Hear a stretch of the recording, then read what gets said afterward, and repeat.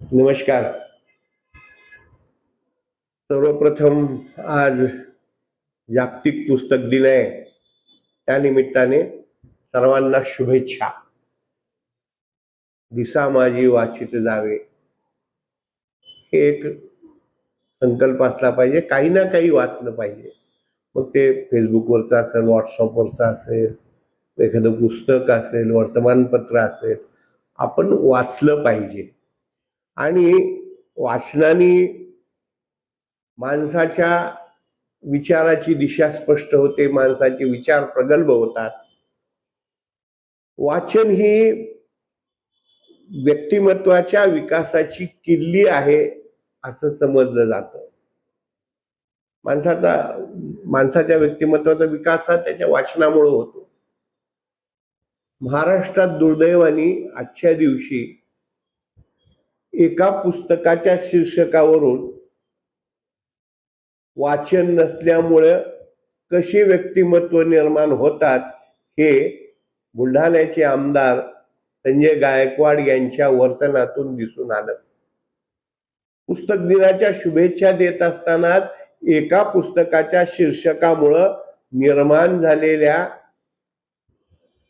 कोणतंही कारण नसणाऱ्या वादामुळे निर्माण झालेल्या या परिस्थितीत त्यांचा निषेध करावा लागतो आमदार संजय गायकवाड यांचा. हे दुर्दैव आहे. दिवंगत गोविंद पानसरे यांनी त्यांना समजलेल्या, त्यांना भावलेल्या, त्यांनी समजून घेतलेल्या छत्रपती शिवाजी महाराजांविषयी एक पुस्तक लिहिलं. त्याला आता बराच काळ लोटला. ते फार जणांच्या आठवणीत असेल असं नाही, पण ते परवा केव्हा तरी संजय गायकवाडांच्या पाहण्यात आलं आणि त्यामध्ये शिवाजी कोण होता या शीर्षकावरून त्यांनी प्रकाशकाला अत्यंत अर्वाच्य भाषेत, ज्या सांगता येत नाहीत, ज्या बोलू नयेत, ज्या सांगू नयेत, अशा भाषेत शिवीगाळ केली, धमक्या दिल्या.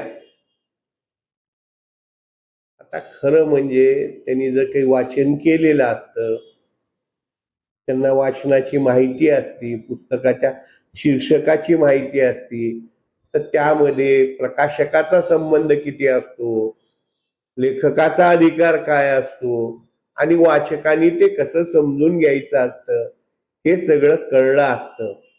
पण याचा त्यांचा कुठेही दुरान्वयही संबंध नसावा अशी वर्तणूक त्यांच्या फोन कॉलमध्ये होत. लाज वाटावी अशी घटना आहे. अत्यंत म्हणजे काय शब्द वापरावेत. आणि मला प्रश्न असा पडला की छत्रपती शिवाजी महाराजांचा अवमान त्या प्रकाशकांनी किती केला, पानसरेजींनी किती केला, याच्या तुलनेत आमदार संजय गायकवाडांनी किती केला हा प्रश्न निर्माण होतो. माफी मागायचीच असेल, छत्रपतींची माफीच मागायची असेल तर संजय गायकवाडांनी मागावी.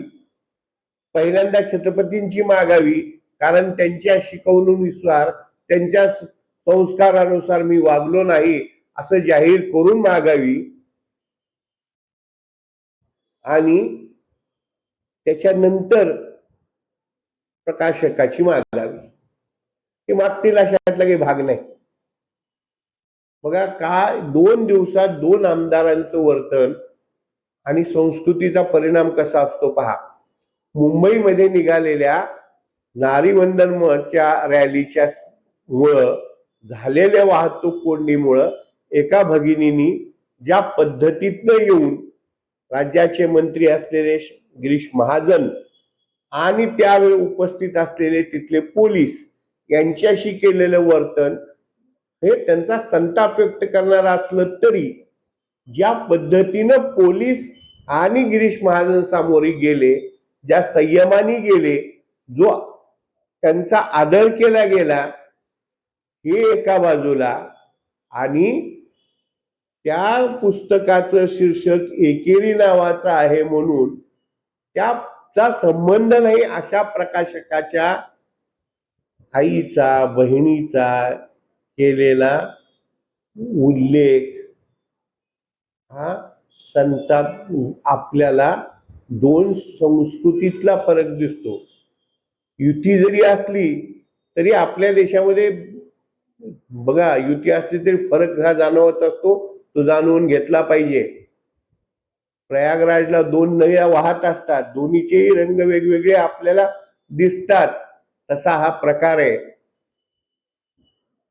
या सगळ्या प्रकरणात मुख्यमंत्री आणि गृहमंत्री माननीय देवेंद्रजी फडणवीस यांनी कठोरात कठोर कारवाई केली पाहिजे.